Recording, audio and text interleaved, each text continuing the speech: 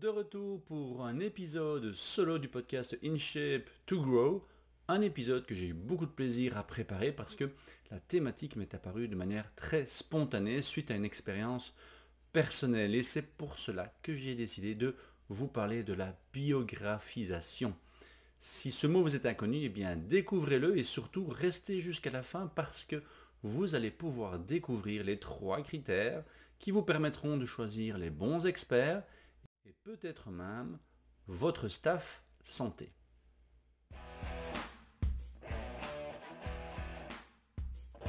Bonjour à toutes et bonjour à tous, bienvenue dans le podcast In Shape to Grow, le podcast qui a pour mission de vous soutenir vous et votre communauté dans une approche holistique de la santé. Je trouve en effet aujourd'hui que nous sommes souvent confrontés à des solutions extrêmes en termes de santé, en termes de bien-être, et c'est pour cela que j'ai le plaisir d'aborder des sujets, soit en solo, soit en interview découverte, pour vous aider à trouver la voie du milieu. Alors en effet, il y a quelques semaines, je me suis fait interviewer par un jeune podcasteur qui n'a pas pris le temps de me présenter. Alors, qu'en pensez-vous? Comment abordez-vous une interview, une écoute, lorsque vous ne savez pas exactement qui s'adresse à vous? Parce qu'évidemment, même si les idées sont intéressantes, même si les idées sortent de l'ordinaire, si c'est décrit par un chroniqueur ou un professeur d'université, êtes-vous influencé? C'est d'ailleurs un élément sur lequel j'insiste énormément lorsque je donne cours, c'est d'encourager mes élèves à aller lire au minimum la biographie de la personne qui s'adresse à eux, à travers un article, à travers un livre, à travers une vidéo, parce qu'aujourd'hui, on ne peut effectivement pas se fier à la couverture uniquement pour juger du contenu du livre. Et aujourd'hui, avec les moyens de communication virtuelle, ce ne sont pas toujours les plus grands experts qui maîtrisent cette technologie. Alors, grâce à cette lecture de la biographie, eh bien, il est beaucoup plus facile de remettre la pensée de l'orateur dans son contexte et de pouvoir mieux comprendre justement pourquoi, dans certains cas, des experts dans leur domaine ont des avis différents sur un même sujet. Et aujourd'hui, il est en effet très facile de prendre une étude scientifique, une citation, et d'en faire une vidéo accrocheuse. Mais qu'en est-il du sens? Qu'en est-il de la profondeur? Comme je vous l'ai dit dans l'introduction, je vais vous inviter à suivre cet épisode jusqu'à la fin pour découvrir les 3 critères que je vous propose à prendre en considération lorsque vous écoutez un expert, mais également lorsque vous allez choisir votre staff santé, voire même votre prochain médecin. Et pour débuter cet épisode, je vais vous parler d'une anecdote que j'ai vécue il y a au moins une quinzaine d'années. En effet, sur l'espace d'un mois, j'ai eu l'occasion de suivre 2 formations. Et dans les 2 formations, les formateurs ont fait référence au système nerveux autonome. Ce système nerveux qui permet par exemple de gérer de manière inconsciente et autonome votre cœur et bien d'autres organes. Mais le cœur est le plus facile à comprendre. Pour ceux et celles qui ne connaissent pas le système nerveux autonome, il se divise en 2 branches, la branche parasympathique et la branche sympathique ou orthosympathique. La branche parasympathique est là pour ralentir la fréquence cardiaque et la branche sympathique est là pour accélérer la fréquence cardiaque. Donc, si vous êtes en méditation, vous allez plutôt avoir une dominance du système parasympathique. Et si vous faites du sport, eh bien vous serez plutôt en dominance sympathique. Et figurez-vous que lors de la première formation, dans cette période, le formateur avait pris une analogie et disait l'orthosympathique, c'est la guerre, et le parasympathique, c'est la paix. J'avais trouvé cette analogie un peu particulière, mais soit. Quelques semaines plus tard, que ne fut pas ma surprise lorsque le formateur nous décrit l'orthosympathique comme la vie et le parasympathique comme la mort. Alors, ça peut paraître curieux et ça peut peut-être porter à confusion. Qui a raison? Qui a tort? Là, malheureusement, on retombe dans cette dualité et il faut absolument choisir qui a raison, qui a tort. Cela m'a par contre amené à réfléchir un peu plus et à analyser, à étudier pendant plusieurs années le système nerveux autonome jusqu'à tomber sur la théorie polyvagale. Alors la théorie polyvagale du professeur Stephen Porges, qui n'est pas un chroniqueur, il est professeur d'université, il est psychologue, il est neurophysiologiste et il est à la base justement de cette étude du système nerveux autonome et en particulier le système nerveux parasympathique qui a en effet deux branches, une branche dorsale et une branche ventrale. Et on se rend compte donc que ces deux analogies finalement avaient une part de vrai, puisque le système parasympathique dorsal est un système réflexe justement pour faire le mort, et le système nerveux parasympathique ventral est plutôt là pour la guérison et la digestion. Nous pouvons donc conclure que ces deux formateurs avaient raison, mais étaient probablement influencés par leur propre histoire, par leur propre interprétation de ce qu'est finalement le parasympathique, c'est-à-dire la digestion, le repos, et l'orthosympathique, c'est-à-dire l'activation. J'en prends pour preuve, par exemple, l'analyse d'un professeur et chercheur Sarah Karalounas, professeur agréé de psychologie à l'Université de l'Oregon, qui réalise ses travaux sur les aspects neurobiologiques du TDAH. Ces recherches visent à comprendre les différences dans la régulation autonome chez les enfants atteints de TDAH. Ces études ont examiné des mesures telles que la variabilité de la fréquence cardiaque et les réponses de l'activité électrodermale pour évaluer les déséquilibres potentiels dans le système nerveux autonome des enfants atteints de TDAH. On peut donc imaginer que la personne qui considère le parasympathique comme la mort, eh bien, voit ce système parasympathique d'immobilisation comme étant un stress, puisque justement, une des réactions face au stress est de pouvoir s'enfuir ou se battre. Et donc pour cette personne, probablement que la fuite et le combat, c'est la vie, et que le fait de s'arrêter, c'est la mort. Et donc, ce formateur, hypothèse, évidemment, je ne connais pas sa biographie, a probablement interprété le parasympathique et l'orthosympathique par rapport à son propre ressenti. Donc en partant de ce principe, on peut comprendre que selon l'angle de vue, l'expérience personnelle, même chez des scientifiques, eh bien, on peut avoir une interprétation différente. C'est ce qu'on appelle la biographisation, qui nous permet de lever le voile sur les motivations, les influences et les valeurs qui façonnent la vision du monde d'un expert, d'une personne, ouvrant la voie à une compréhension plus profonde de son discours. Alors, ce terme biographisation est un terme qui a été inventé évidemment, mais qui illustre très bien la thématique que je voulais aborder avec vous, pour remettre un auteur, un présentateur, un formateur dans son contexte et mieux comprendre pourquoi son avis pourrait être différent d'une autre personne. Néanmoins, c'est une thématique qui est étudiée. Je vous cite par exemple le sociologue Pierre Bourdieu, dont les travaux sur la construction sociale de la réalité et l'influence des trajectoires individuelles sur la pensée et l'action sont pertinentes pour la biographisation. Ainsi que le philosophe français Michel Foucault, dont les travaux sur le pouvoir, le savoir et l'histoire des discours mettent en évidence justement l'importance des contextes biographiques dans l'analyse des idées.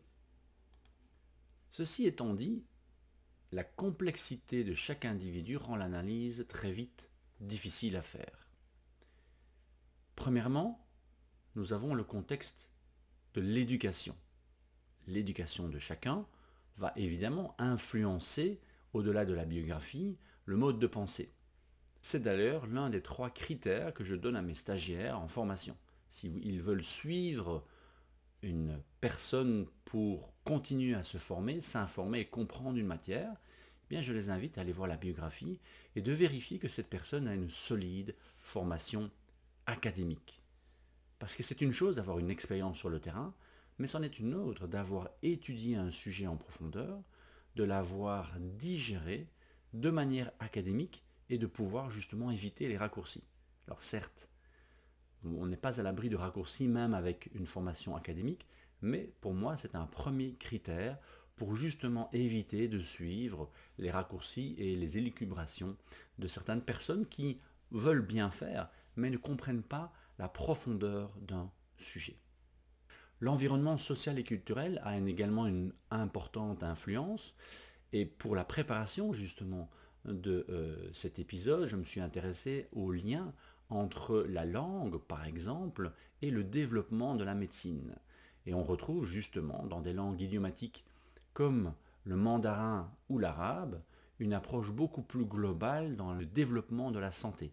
Puisque ces langues se développent sur des idées plutôt que sur des structures, et une grammaire bien rigide, eh bien on retrouve également dans le développement de la pensée médicale chinoise et arabe des concepts beaucoup plus larges par rapport au latin qui était à la base du développement de la médecine moderne. L'anthropologie médicale et la linguistique médicale nous offrent d'ailleurs de beaux sujets d'études. Et je vous donne par exemple une citation d'Anne Sheng, sinologue et enseignante, qui dit « La pensée chinoise ne procède pas tant de manière linéaire ou dialectique qu'en spirale. Elle cerne son propos, non pas une fois pour toutes, par un ensemble de définitions, mais en décrivant autour de lui des cercles de plus en plus serrés. » Concept que l'on peut retrouver dans la médecine holistique de la médecine traditionnelle chinoise. Par contre, si nous écoutons justement ce philosophe français, Michel Foucault, dans La naissance de la clinique, il dit « Dès le XIXe siècle, la médecine scientifique et technique prend naissance avec le développement de l'anatomopathologie. Elle va focaliser la clinique sur l'organe, identifié à la fois comme siège et cause de la maladie. Vous avez mal à la tête, on vous donne une aspirine. Alors que, est-ce qu'un mal de tête est d'office une déficience en aspirine? Dans le même contexte, les influences actuelles peuvent également influencer, au-delà de la biographie d'une personne, son attitude face à un événement, par exemple. On l'a vu durant la pandémie, qui peut réveiller une peur profonde chez certains, entraînant des actions et des discours fondés sur l'obéissance à une instance officielle sans remise en question aucune. Et que on pourrait retrouver cela dans la biographie, et je fais référence ici à l'interview du docteur Edouard Van den Bogart, qui justement insiste sur une autobiographie précise que nous devrions toutes et tous faire pour pouvoir mieux comprendre notre fonctionnement.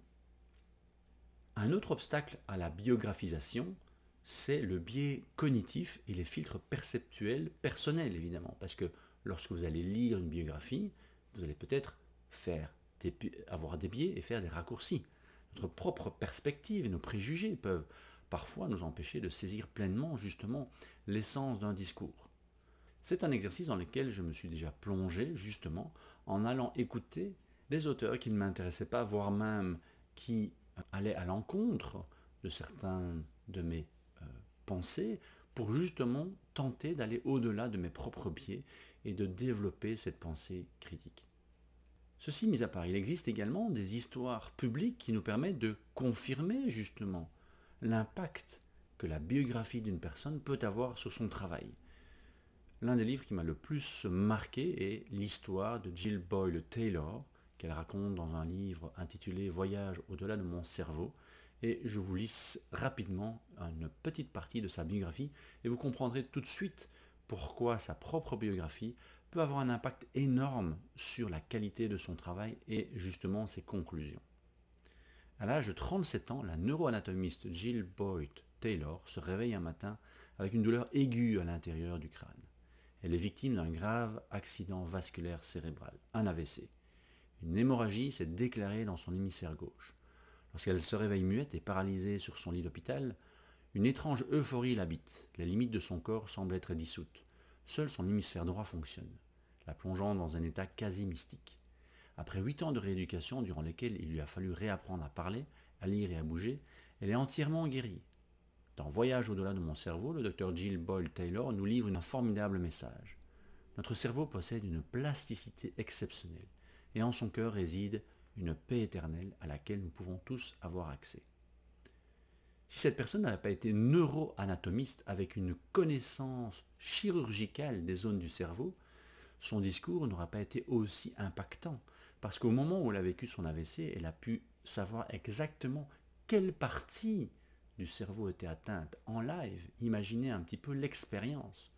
Et cette expérience, à la fois personnelle et professionnelle, lui a permis en 8 ans d'expérimenter d'autres zones du cerveau et de découvrir, de comprendre beaucoup mieux comment ce dernier fonctionne. Un autre exemple, plus proche du domaine de la remise en forme, c'est l'histoire de Drew Manning. Drew Manning est un entraîneur personnel, passionné de nutrition, qui depuis le plus jeune âge était dans le sport. Il faisait partie d'une fratrie de plusieurs garçons. Aux États-Unis, dès l'école primaire, vous pouvez être en contact avec de nombreux sports. Donc pour lui, le sport et la nutrition étaient quelque chose de tout à fait normal.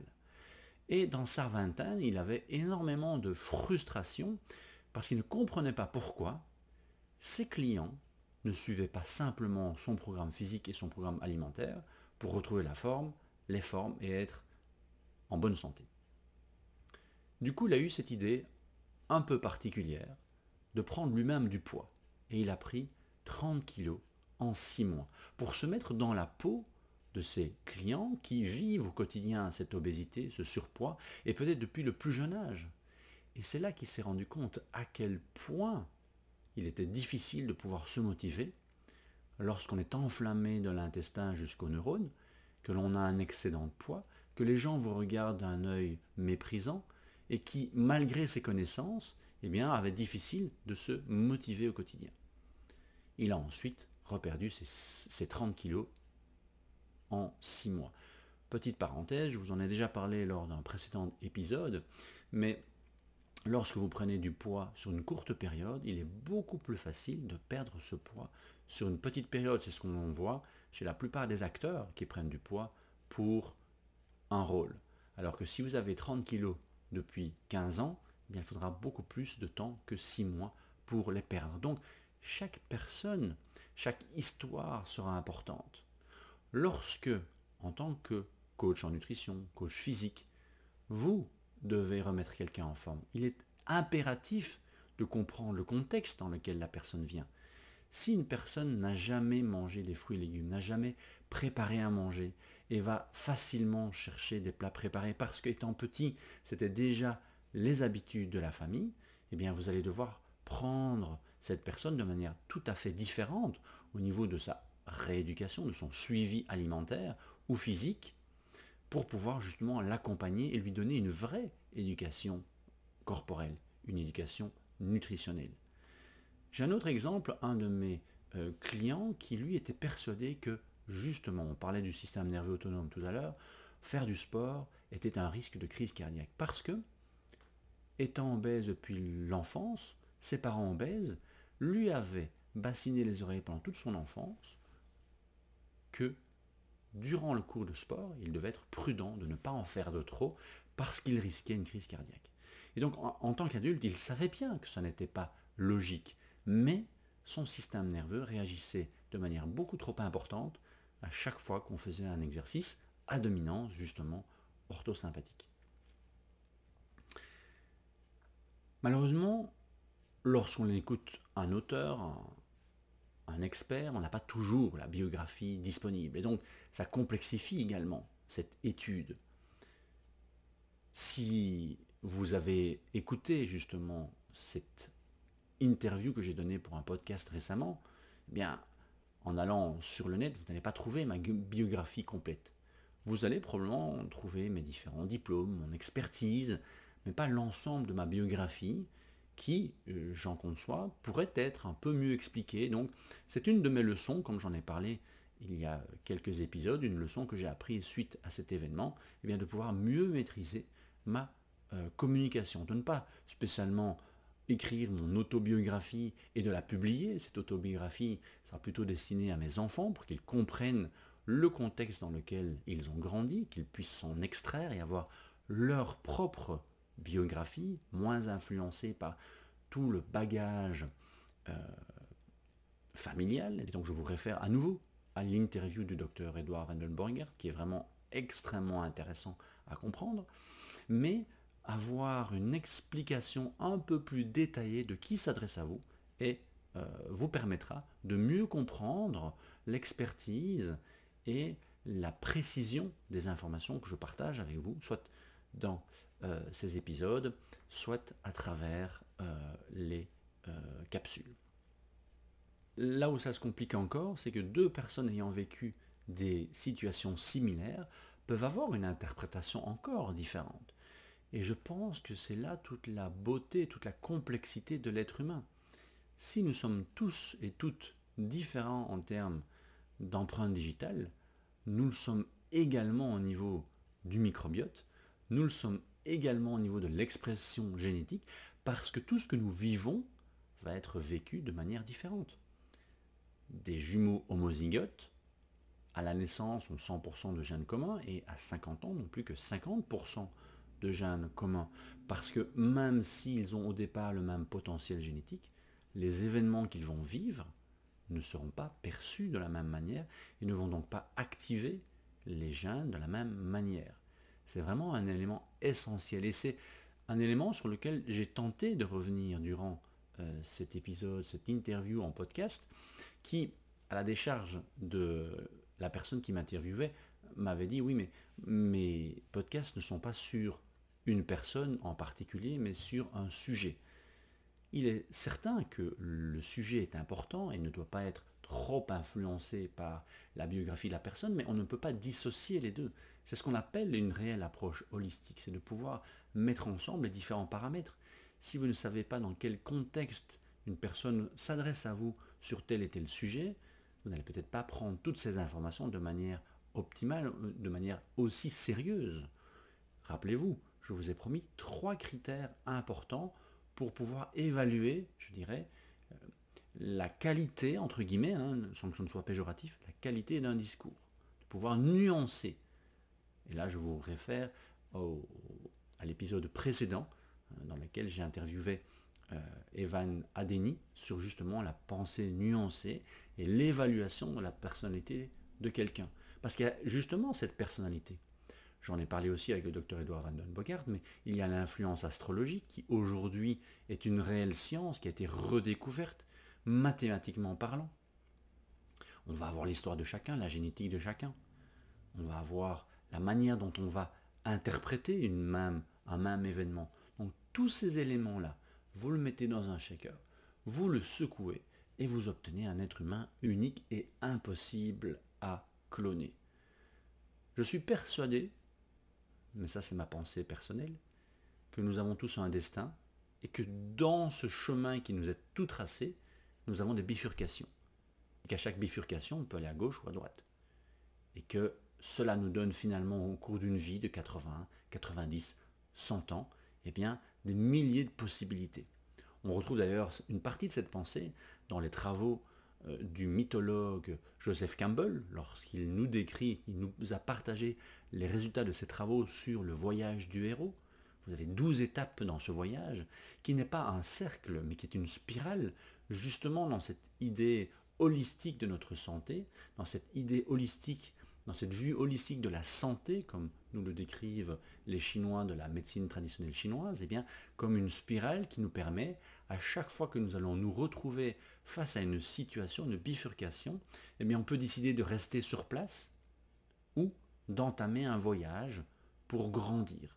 C'est le but de ce podcast, In Shape to Grow, être en forme pour bien grandir et être en forme pour justement faire face aux événements de la vie et de pouvoir relever les défis, travailler cette résilience pour pouvoir justement exprimer ce que l'on a exprimé durant ce chemin. Et ce chemin va être véritablement différent et unique pour chacun. Il n'y a pas de formule magique, ni pour le succès, ni pour la santé. Il y a des tendances, il y a des lois universelles, mais à travers ces lois universelles, nous avons notre propre chemin à parcourir. C'est pour cela que, même lorsque vous allez lire une biographie, même lorsque vous allez enlever vos propres biais, même si vous basez sur une biographie aussi intense que celle de Gilles Boyle, eh bien, il faut garder cette pensée nuancée dont on parlait avec Evan la semaine dernière. Cette pensée qui nous permet de garder un esprit critique et de pouvoir remettre un contexte et systématiquement des nuances dans des conclusions que nous pourrions avoir et dans l'interprétation, justement, lorsque vous allez lire un livre, un article, lorsque vous allez suivre un reportage, voire même un documentaire. Rappelez-vous de Game Changer, ce documentaire sur l'importance de l'alimentation végétarienne pour les athlètes, Dans ce documentaire, on vous explique par exemple que les gladiateurs étaient végétariens. CQFD, ce sont des athlètes hors pair qui réalisaient des performances athlétiques incroyables sur base d'un régime végétarien, essentiellement d'avoine et de légumineuses. Oui, mais si on remet tout cela dans le contexte, et ça a été fait par justement des nutritionnistes experts dans le domaine de la médecine fonctionnelle, eh bien lorsque l'on regarde le contexte historique, premièrement les gladiateurs étaient des esclaves, donc on n'allait pas nourrir les esclaves de viande, ça restait une alimentation pour une certaine classe sociale, mais mieux encore, on faisait exprès de les engraisser avec de l'avoine et des quantités importantes de légumineuses, parce qu'un gladiateur gras, qui était au départ musclé, on ne prenait évidemment pas des gladiateurs s'ils ressemblaient à des crevettes, excusez-moi de l'expression, on prenait déjà des hommes musclés, des esclaves musclés, qui, lorsqu'ils étaient plus grassouillés, avaient une durée de vie, de survie beaucoup plus importante dans le cirque. Or, le cirque était là pour amuser les Romains. Si votre gladiateur était sec à 8% de matière grasse, chaque fois qu'il reçoit un coup d'épée, eh bien, il allait être lacéré dans ses muscles et il allait très vite perdre du sang et être beaucoup plus faible. Alors que si, au-dessus de cette masse musculaire déjà importante, il y a une couche de graisse, à chaque coup de lame, ça va entailler le gras, ce qui permettra effectivement au gladiateur de survivre plus longtemps. Donc vous voyez à quel point il est important de comprendre le contexte pour ne pas faire de raccourcis et moduler à ce moment-là, influencer les résultats. Du coup, j'espère qu'avec cette description de la biographisation, qui est encore une fois un mot qui a été inventé, mais vous comprenez le sens, c'est d'aller voir la biographie de la personne et de le remettre dans le contexte pour mieux comprendre sa pensée, vous allez pouvoir mieux faire la part des choses lorsque vous avez des experts qui ont des avis totalement différents. Parce que probablement qu'ils ont raison selon l'angle dans lequel on va prendre la situation. Et que ces situations ne sont pas les mêmes pour tout le monde. De plus, je vous ai parlé de 3 critères importants. Le premier critère étant effectivement le fait d'avoir une solide formation académique. Le deuxième critère étant d'avoir un certain vécu, que ce soit en consultation ou que ce soit personnel, de la thématique abordée. Parce qu'à l'inverse, il y a également le piège des personnes qui n'ont que cette biographie, que ce vécu personnel, et qui estiment que si je réussis, tout le monde peut réussir. Par exemple, Drew Manning, qui perd 30 kilos en 6 mois, pourrait dire, ben voilà, j'ai perdu 30 kilos en 6 mois, allez, vous êtes moins expérimenté que moi, vous pouvez le faire en 1 an. Attention, si vous avez 30 kilos depuis 20 ans, ça prendra plus qu'1 an. Il faut pouvoir résoudre tous les dominos qui ont créé cette prise de poids et qui ont entraîné un changement au niveau du microbiote, un changement au niveau des habitudes, un changement au niveau des croyances, un changement au niveau du métabolisme, et tout cela demande du temps.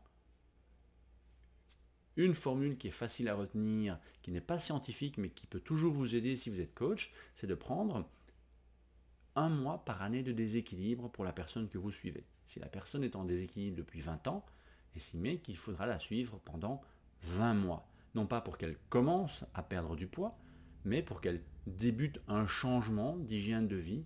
Et comme je l'ai dit et je le répète, aujourd'hui, si vous voulez atteindre une santé optimale, que ce soit au niveau de la perte de poids, au niveau de la performance, il faut une mini-révolution dans votre quotidien. Il y a tellement de tentations, il y a tellement de déséquilibres que le corps peut compenser pendant des dizaines d'années qu'il est important de revoir l'ensemble de votre rythme quotidien, que ce soit le sommeil, la détoxification, la récupération active, bien sûr la nutrition, l'activité physique, mais pas uniquement l'activité physique, également le NAP, le niveau d'activité physique sur la journée. Vous pouvez très bien être un sportif sédentaire, avoir 6 séances de sport par semaine, comme j'en connais certains qui ont 10 kilos à perdre, ils font 6 fois du sport par semaine, mais ils sont sédentaires le reste du temps. Donc on ne peut pas négocier avec la nature. Et ça, je cite un invité que j'ai eu l'année passée et qui est naturopathe, que je mettrai également en commentaire, et qui a cette citation: on ne négocie pas avec la nature. Clairement, Aujourd'hui, on tente de négocier avec la nature en disant oui, mais j'ai envie de continuer à me faire plaisir tous les soirs en mangeant des sucreries et en même temps avoir les tablettes de chocolat que je vois sur les posts et les profils Instagram des stars qui vantent la formule magique pour les tablettes de chocolat ou la santé ou la longévité même. La longévité, on a énormément d'études aujourd'hui sur ce qu'est la longévité et comment la perpétuer. Et je trouve que là, on manque singulièrement d'humilité. On n'a pas à décider du moment où l'on va terminer cette vie sur Terre. On peut la prolonger, on peut entretenir ce corps. On a des informations aujourd'hui. Je rêverais de passer centenaire. Mais qui suis-je pour dire que je peux assurément faire tout ce qui est en mon pouvoir pour arriver à 100 ans? Je dois rester humble, je dois faire de mon mieux et je dois pouvoir jongler avec les événements qui m'arrivent au quotidien et qui m'arriveront encore. Donc j'espère que dans ce voyage ensemble aujourd'hui, je vous ai permis de découvrir une autre facette justement de la santé pour pouvoir justement vous influencer positivement. Il faut pouvoir à la fois vous intéresser à la biographie de la personne qui s'adresse à vous, comme moi aujourd'hui par exemple, et à la fois remettre vos propres biais, vos propres préjugés de côté. Je me souviens d'ailleurs, c'est un élément sur lequel j'ai été souvent jugé justement lors de ma carrière, maintenant depuis 22 ans, c'est que je me suis très vite intéressé à la fois à des activités plutôt de type parasympathique, la méditation, la relaxation, le yoga, le tai chi, et là on me considérait comme le sportif musclé, on avait des préjugés sur ma façon d'être, et puis quand j'utilisais justement ces techniques en fitness, en performance, déjà il y a 20 ans, eh bien on me voyait comme quelqu'un un peu d'allumé qui méditait avec les plantes. Et donc là, on essayait justement de séparer ces deux mondes. Alors qu'aujourd'hui, justement, on les réunit avec le travail de l'eau froide, avec la relaxation, avec toute une série de techniques qui permettent justement, et on le sait pour la performance, vous n'êtes performant que par rapport à la qualité de votre récupération, beaucoup plus que la qualité de votre entraînement. Bon, évidemment, si vous ne faites que récupérer, il n'y a pas lieu d'être de récupérer, donc l'entraînement est également important. Vous voyez comme la dualité est dangereuse, ce n'est ni bon ni mauvais d'être en parasympathique et en orthosympathique, il faut de la flexibilité métabolique, référence à un autre épisode. Être capable de passer en parasympathique quand il est nécessaire de passer en parasympathique central, de passer en orthosympathique, voire même en parasympathique dorsal, si votre vie est vraiment en danger, peut-être que à ce moment-là, la meilleure solution c'est de faire le mort. Il y en a probablement qui ont d'ailleurs survécu sur les champs de bataille en faisant semblant d'être morts. Donc vous voyez qu'il n'y a pas de bonne ou de mauvaise situation. D'ailleurs, ça me fait référence, au-delà de la référence cinématographique pour ceux qui connaissent, mais ça m'a fait penser justement à l'intervention de Casper van der Meulen, qui est un expert en respiration, à qui on pose souvent la question, mais quelle est la bonne manière de respirer, quelle est la mauvaise manière de respirer? Et il l'a très bien répondu, parce que c'est un pédagogue extraordinaire, qu'il n'y a pas de bonne ou de mauvaise manière de respirer. Il y a des manières de respirer qui sont fonctionnelles par rapport à la situation. Vous n'allez pas respirer par le ventre et par le nez lorsque vous faites un 100 mètres sur une piste d'athlétisme.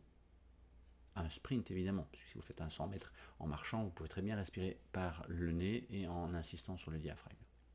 Et donc en embrassant une vision beaucoup plus élargie, beaucoup plus holistique, cela nous permet d'avoir une meilleure compréhension d'une méthode, d'une procédure, de voir ses limites, de pouvoir l'utiliser dans le contexte qui lui convient le mieux. J'en profite d'ailleurs pour faire une toute petite parenthèse sur cette définition de l'approche holistique. Et là, je vais la lire avec vous. Je ne vais pas omettre un seul terme. Eh bien, le terme holistique trouve ses origines dans le mot grec holos, qui signifie entier ou complet. L'approche holistique considère les choses dans leur ensemble plutôt que de les diviser en parties distinctes, comme la pensée par exemple d'une personne. La pensée d'une personne ne peut pas être dissociée de son vécu. Elle s'intéresse à l'interconnexion et à l'interdépendance des différentes dimensions d'un système ou d'une personne.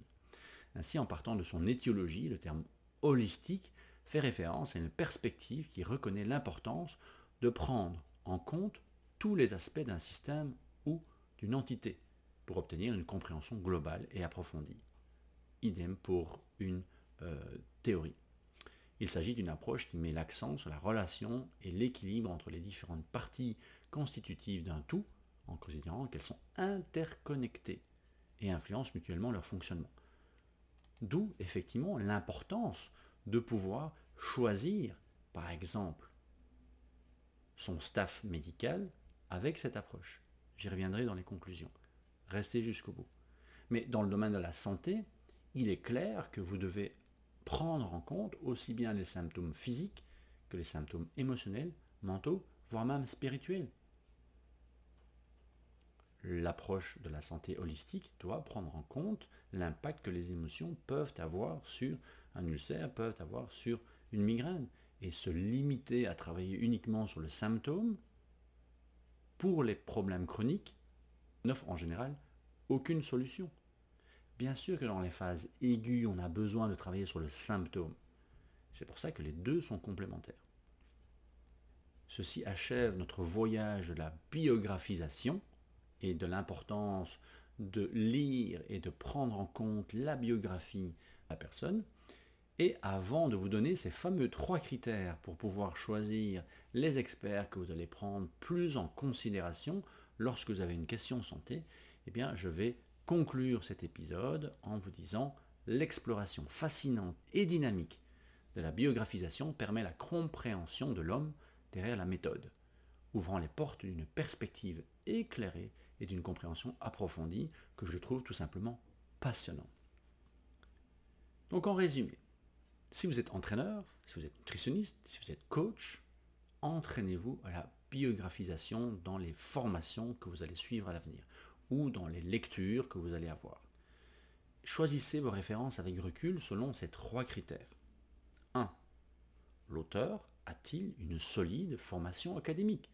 C'est une chose de pouvoir comprendre un concept, c'est une autre chose de l'avoir étudié pour pouvoir le réexpliquer sans faire de raccourcis. 2. Est-ce que l'auteur est toujours dans la recherche?